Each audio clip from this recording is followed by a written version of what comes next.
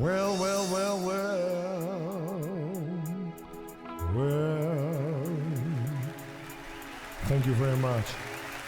I'm glad to be back, and it's been a long time, but I'm alive. That's right. Thank you, baby. I love you too. I just bless every day, man.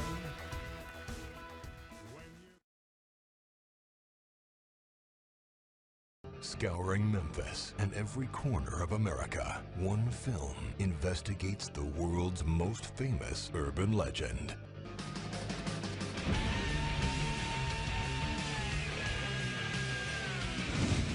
Is Elvis still alive?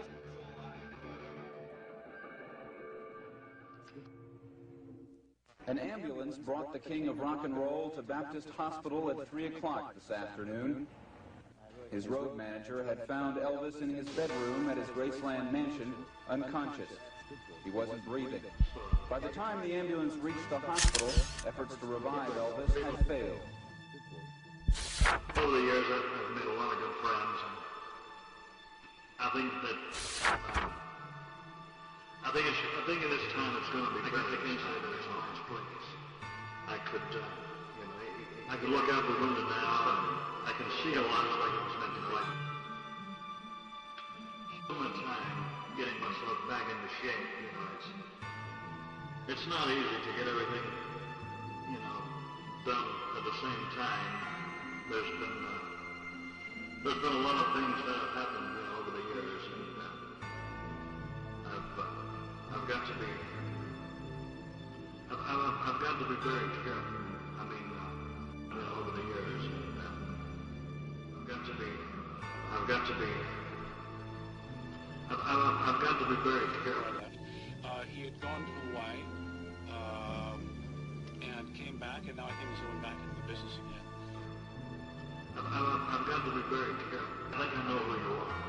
And I met a young lady just the other day, and you don't show me right.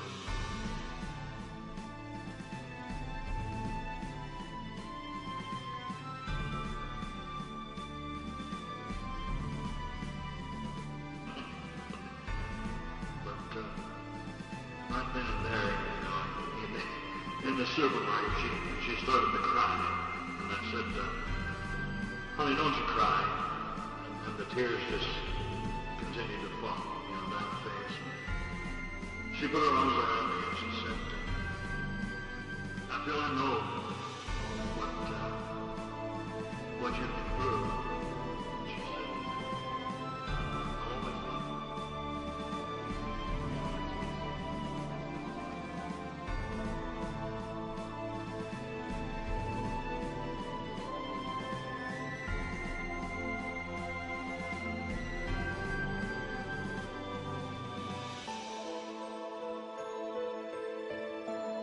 Looking forward to, a lot of good things in the future. Here it is,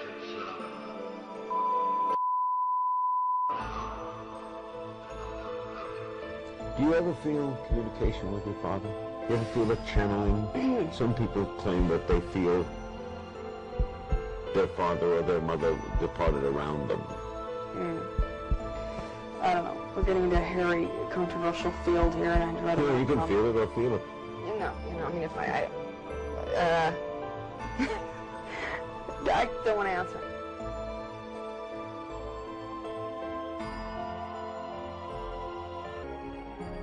Why's you got the tight?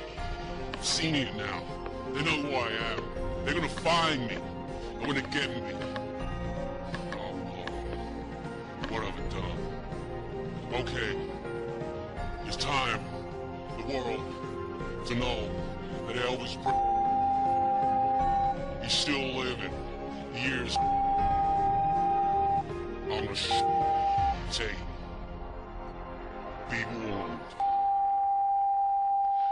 I'd like to welcome into Elvis Fantasy.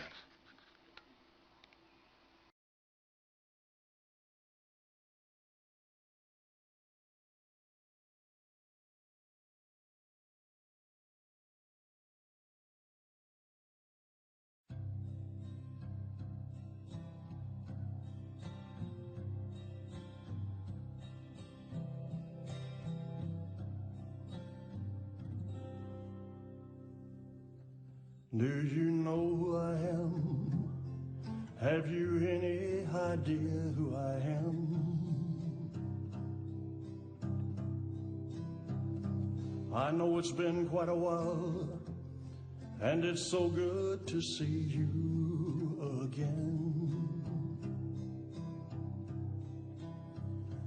It's so dark in this place, I can't see your face. May we leave? Oh, I see. Does he know who I am? And what once was between you and me?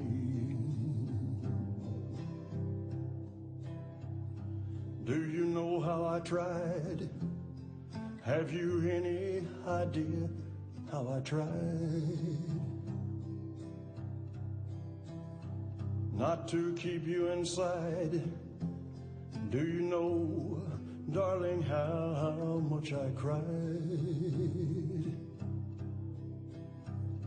I remember you said that you had to forget about me and be free.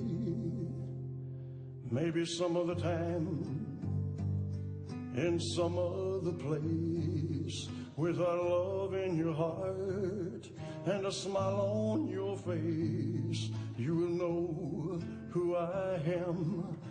When that time comes, you'll know who I am. You will know who I am. When that time comes, you'll know who I am. Yeah, baby.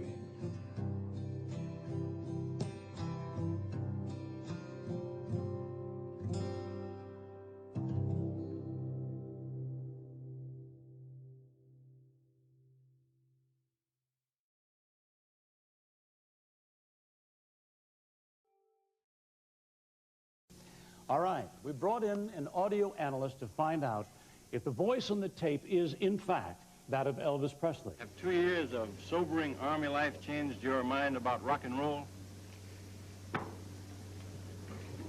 Sobering Army life?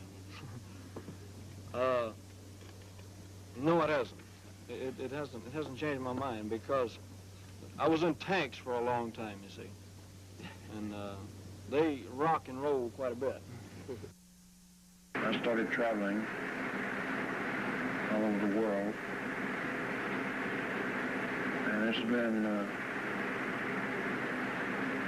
enjoyable, but it's been a constant battle of growing beards and this and that to keep from being recognized.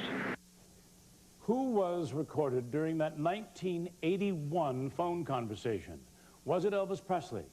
One way we can find out is to utilize some tools from law enforcement to electronically contrast and compare the voice of the real Elvis Presley and the voice on the tape. L.H. Williams works with a major police department in Texas and is an expert on audio voice prints, and here is his report. Gail had sent me a copy of a transcript of the tape recording of the unknown person, and this was 4 pages long. In this process, I also requested copies of known tape recordings of Elvis Presley, and I followed the guidelines that were established during the Watergate case for possible authentication of the tape recording. I selected the same words and phrases of the known and the unknown person for comparison purposes. This is the known sample of Elvis Presley stating the word music. This is a sample from the unknown tape recording showing the word music. The formats that were formed fall within the same frequency range through here, which would indicate a match. Basically, the known voice of Elvis Presley compared with the voice on this tape is the same. Now let's assume for a second that this test conclusively proves that Elvis made this recording. Can we be sure that it was made after 1977? We've made a transcription of the recording, and we marked down specific things that the caller said.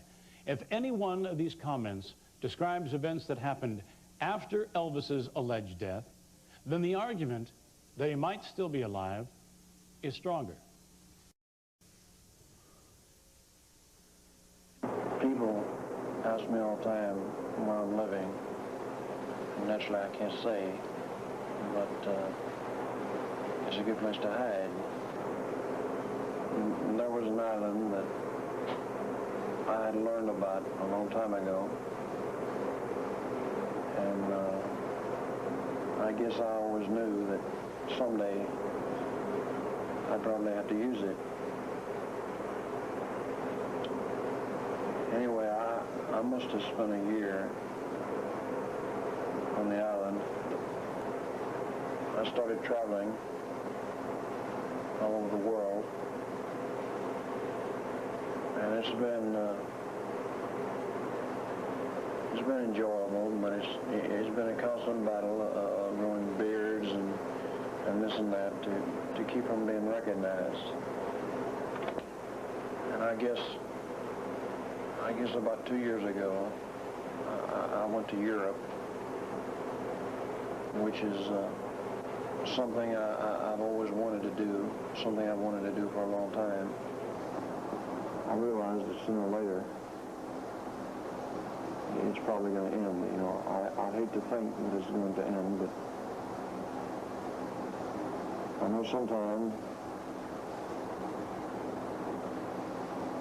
the secret has got to be let out. If it hadn't been for getting involved in what I'm involved in now, you know, things as such, maybe it'd been different. Well, I think that last statement speaks for itself. But, Maria, let me ask you about some of the other things that we heard. Prior to his death, had Elvis ever spent a year on an island, any island? No, he didn't. He never spent a year away from the public eye. He was in the public eye all the time. We would have heard about it. All right, when Elvis was 24, we know that he was in the Army and he went to Europe. But did he go to Europe 2 years before that?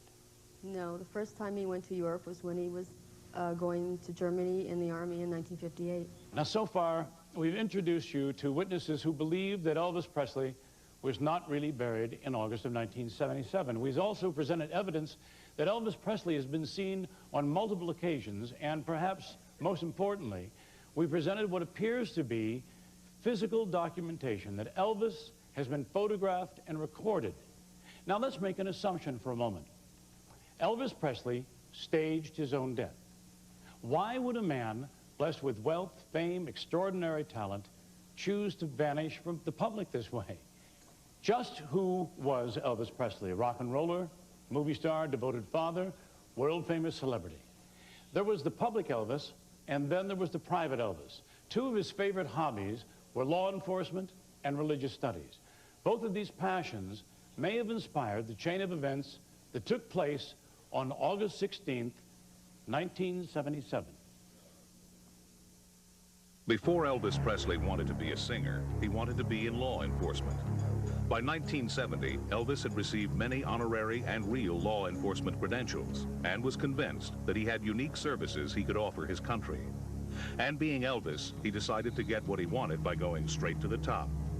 In December of 1970, Elvis flew to Washington, D.C., writing a letter en route to then-President Richard Nixon. Dear Mr. President, first, I would like to introduce myself. I am Elvis Presley and admire you and have great respect for your office. I talked to Vice President Agnew in Palm Springs 1 week ago and expressed my concerns for our country. The drug culture, the hippie elements, the SDS, Black Panther, etc., do not consider me as their enemy, or as they call it, the establishment. I call it America. In this letter, Elvis volunteered to become a federal agent, saying his contacts with the youth culture would allow him access into worlds that other undercover agents could only dream of penetrating. After the letter arrived at the White House, some of Nixon's aides debated whether it would be in the president's interest to meet with Presley. Here is the memo that decided the issue. Nixon took the advice and decided to meet with Elvis to give him the credentials he wanted. Elvis got his wish, a presidential appointment as a secret DEA agent. Some feel that Elvis was just playing make-believe, but it has been verified that Elvis allowed an undercover agent to infiltrate his road crew from 1974 to 1976. What was that secret agent investigating? Nobody will say for sure. At this same time, Elvis had become immersed in writings dealing with human spirituality and religion. Perhaps the most widely known entertainer in the world, Elvis was able to keep both of these sides of his personality a secret to the general public. His spiritual side he kept secret because he wanted to. His undercover life he kept secret because he had to. And this brings us to the FBI files. According to the records, there are more than 1,400 pages of files on Elvis Presley. The first stems from a citizen complaint in 1956 reporting Elvis's bad attitude. The last report was made in 1983 and describes the sale of a car that allegedly once belonged to Elvis. But by far the longest and most significant document covers the years 1976 to 1982. Containing over 1,000 pages, it concerns a criminal investigation and a man named Frederick Peter Pro.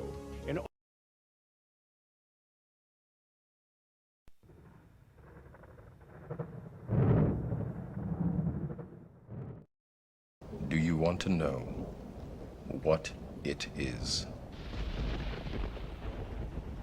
The Matrix is everywhere. It is all around us. Even now, in this very room. You can see it when you look out your window or when you turn on your television. You can feel it when you go to work, when you go to church, when you pay your taxes. It is the world that has been pulled over your eyes to blind you from the truth. What truth?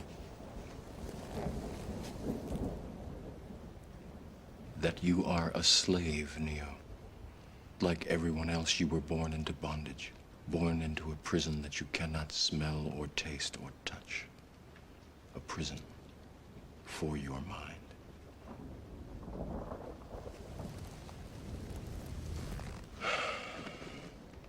Unfortunately, no one can be told what the Matrix is.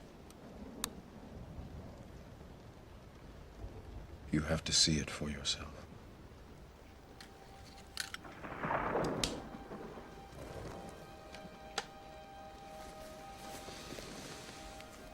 This is your last chance. After this, there is no turning back. You take the blue pill, the story ends. You wake up in your bed and believe whatever you want to believe. You take the red pill, you stay in Wonderland, and I show you how deep the rabbit hole goes.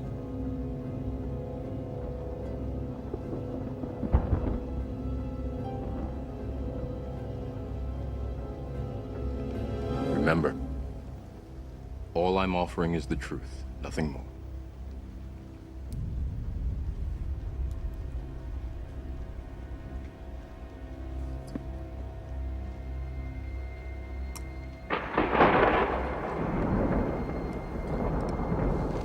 Follow me.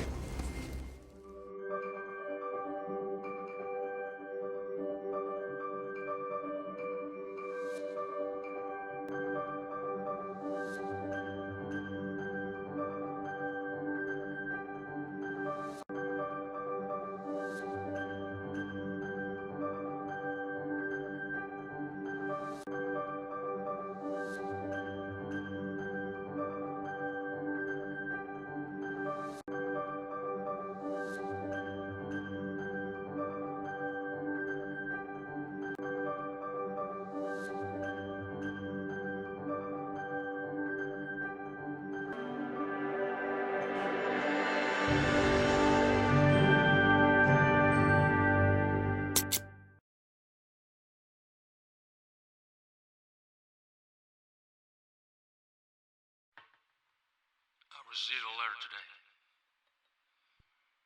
And ladies and gentlemen, here's my letter back. And just tell me what you think and everything. So I said to her, I said, I saw the change, and it came into our lives. We're not the same as we once were to be. And you know it is too late. We got so many mistakes. I just can't stick around forever. She said to me, love slipped away and left us only friends. And I almost feel like a total stranger in my hometown. And all else between us are the children we're leaving behind, and times before we get on together. Oh man, there's nothing left to do but go our separate ways and pick up all the pieces left behind us. And maybe someday, somewhere along the way, perhaps another love will find us.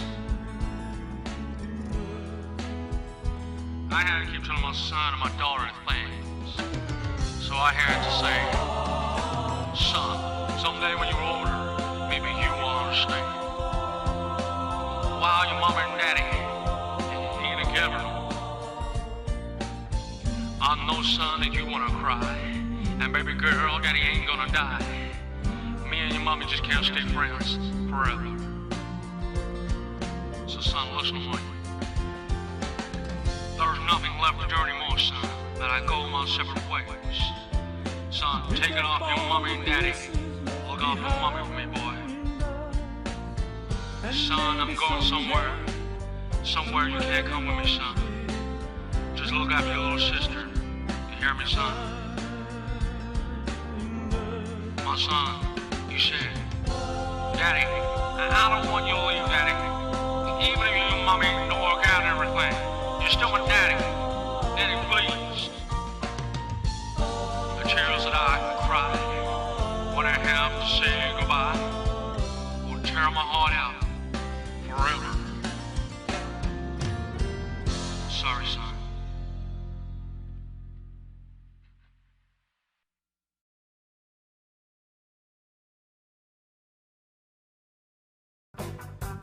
Next thing, they thought Frank Sinatra might be the rat. They tried to kill Frank by blowing up his plane that he leased from a mafia front company called Jet Avia. But his mama got on the plane instead of him. A snowstorm today hampered the search for Natalie Sinatra and 3 others who were aboard a chartered jet plane that vanished last night. Then somebody tried to put a bomb on my plane in Pittsburgh, but the FBI stopped it. So of course I was worried. Them boys believed the only good witness was a dead witness.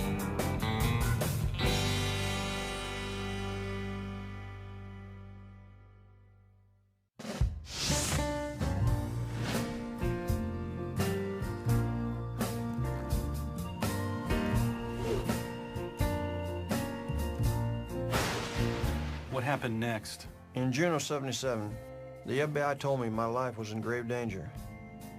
They had wiretapped a meeting at a mafia social club in Brooklyn. Bill Ayers and some Black Panthers and a Gambino mobster named Paul Castellano was there. They all agreed I must be a federal agent, and they put out a contract on me. The Weathermen, the Panthers, and the Mafia, a triple threat. What did you do? Well, I was very nervous. It would be easy for anyone to shoot me on stage. Bullets would not bounce off me like they did Captain Marvel Jr. So I called President Carter and I asked him for Secret Service protection, but he said it was something only the president could have. So I told him I was running for president. He laughed, but said he would recommend me for the witness protection program.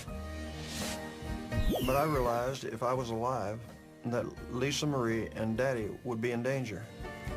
And Mama had died so young, and I'd lost my twin brother. I had to find a way to live for them. That's when I remembered Master Comics number 110, Captain Marvel Jr. and the Hidden Death. I must have read it 100 times. It was where Captain Marvel Jr. faked his own death to deceive his enemies. Then he defeated them and came back as a hero. That was my way out. What about giving up your music career? It was at a dead end. And I couldn't make any money selling records because in '73 the Colonel had sold my royalties to RCA to cover gambling debts. By early '77, the Colonel was into the Las Vegas Hilton for $20 million. The FBI tipped me off that he had sold half my contract to Paul Castellano to pay it off. I wasn't working for an Italian crime syndicate. Since I got back from the Army, my career was kind of a living death anyway. And all those bad movies, now I was just an image in people's minds. So why not just kill the image and come back later as my own damn self? I could work undercover to defeat my enemies like Captain Marvel Jr. had done. Then, after a year or two, I could return as an American hero and restart my music career, just like when I came back from Germany. It would be fantastic. What did the others think about the fake death idea? Colonel Parker, Dr. Nick?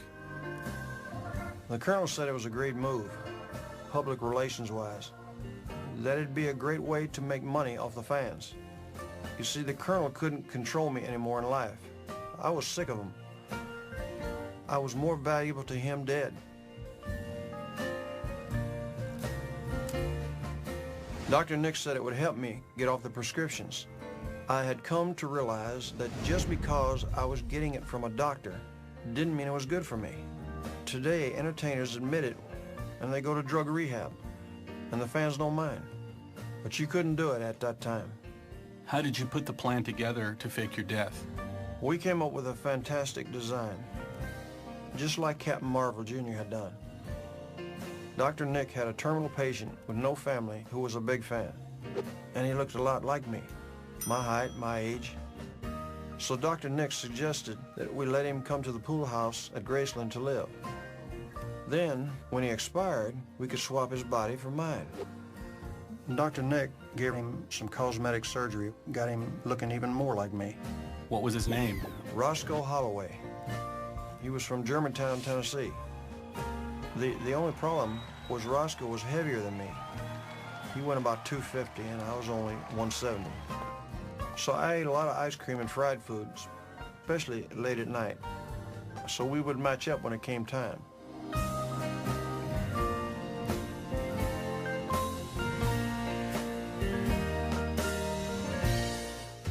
But how could you possibly pick a date for Roscoe to pass away? August 15th was our target date because I had to testify for a grand jury against Frederick Pro. He ran Air Cargo Airlines out of Florida. It was a mafia front company for stealing aircraft. I had sold him one of my airplanes in a sting. Dr. Nick was sure Roscoe would expire in time. And then he'd keep him on life support. So we planned the body swap and everyone's job. On August 15th, I put on my DEA staff tracksuit.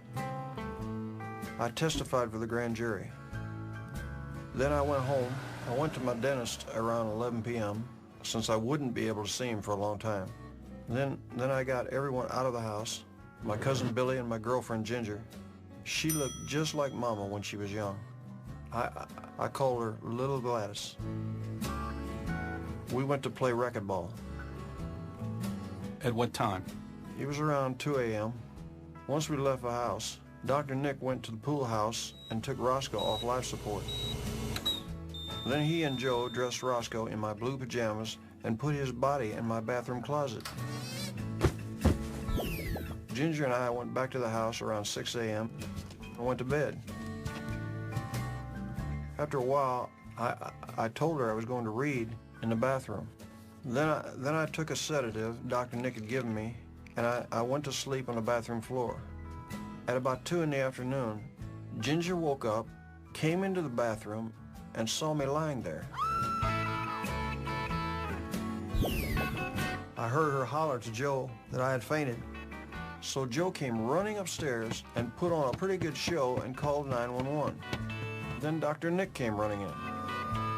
When the ambulance arrived, I slowed my breathing for the medics. I learned that in martial arts. Dr. Nick ordered them to put an oxygen mask on me and fetch a stretcher. That's when we did the body swap. I got into the closet. Dr. Nick put the oxygen mask on Roscoe and set him on the floor. Then the medics came back and put Roscoe on the stretcher. Dr. Nick went along in the ambulance so he could identify the body at the hospital as Elvis Presley. Tonight, August 16th. Good evening. Elvis Presley died today. He was 42. His doctor pronounced him dead at 3 o'clock this afternoon. What did you do next? What was the plan for you? First thing was, I had to bust out of the bathroom closet because they'd locked the door on me. Then I went out the bathroom window onto the rooftop. The plan was for a DEA helicopter to pick me up. And I was going to fly to Argentina till things blew over, then on to Kalamazoo, Michigan. But the helicopter saw a television crew outside the gate and left. So I shimmied down the side of the house and walked into the pool house.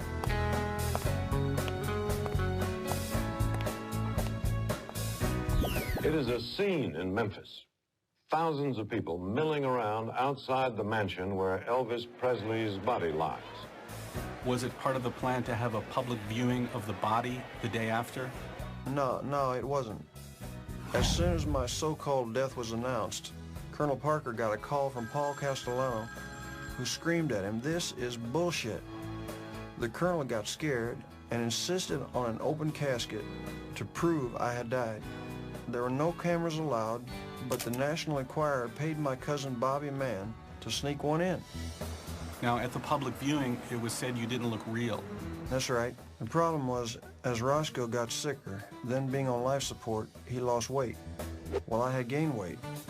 So by now, we didn't look much alike. But Daddy remembered that Madame Tussauds Wax Museum in London had sculpted my head for a wax dummy and sent it for approval. Daddy still had the wax head in his office back of the house.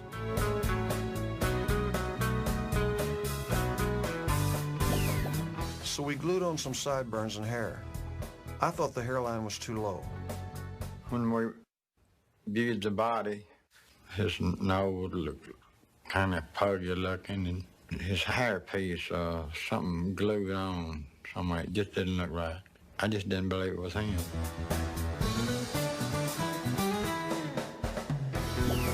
Another problem was Madame Tussauds had made a 25-year-old Elvis head, so it looked too young. But in show business, you work with what you have. Then for the body, we took a wax mannequin from out of my closet where I kept my costumes. And the wax head and body caused another problem. It was so hot in Memphis in August, we had to put an air conditioner in the coffin to keep the wax from melting. Afternoon temperatures rose into the 90s. The scheduled viewing of Presley's body was delayed an hour. People began fainting. So at the funeral, they buried a giant candle and an air conditioner.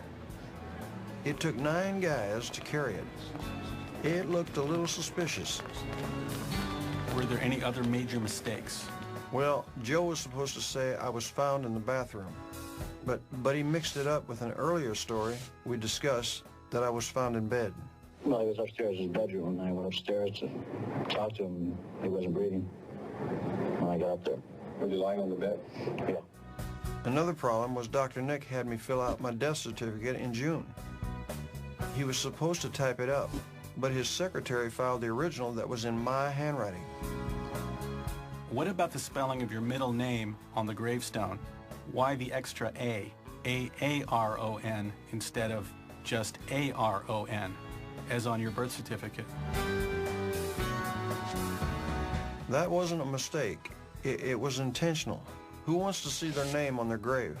I had no intention of putting a hex on myself. Why didn't they drape your casket in an American flag as an ex-Army officer? That would have been disrespectful to the flag and others who gave their lives for our country.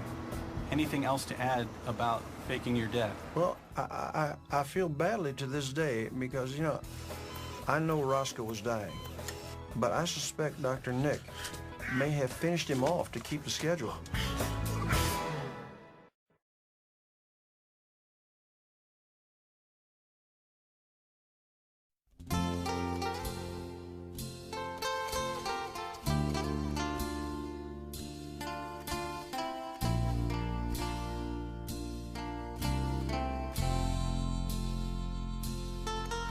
You look down into her blue eyes.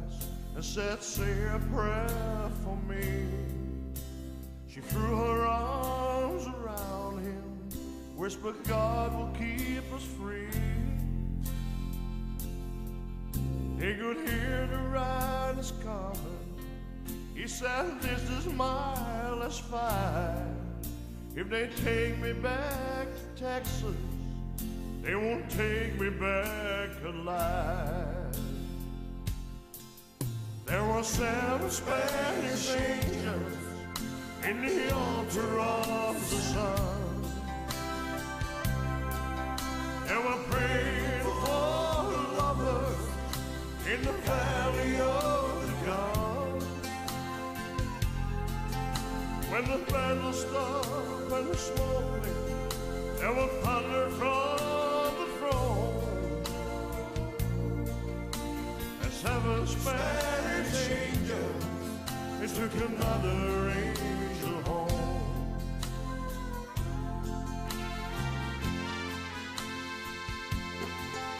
She reached down and picked the gun up that lay smoking in his hand. She said, Father, please forgive me. I can't make it without my man. And she knew the gun was empty, and she knew she couldn't win. But her final prayer was answered when those rifles fired again.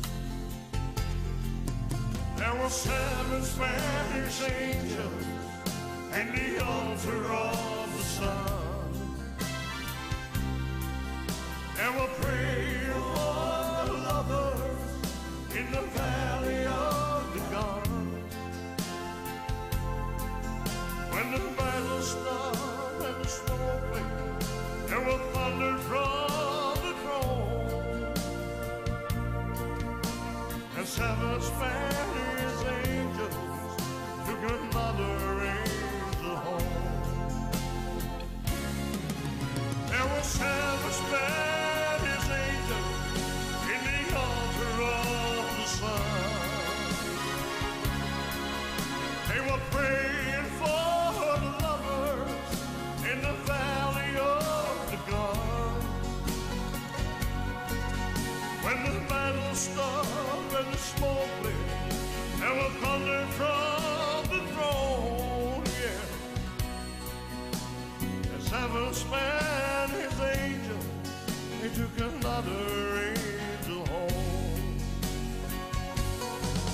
There were 7 Spanish angels in the altar of the throne. They were praying for the lovers in the valley of the gun. When the battle stopped and the smoke cleared,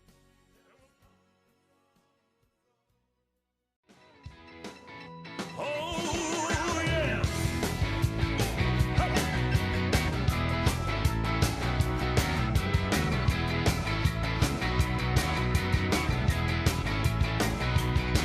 He's a refugee from the highway, out there fighting for years. Whether for God or for glory, he's been traveling through his fears. And he always feels like his next step will surely set him free.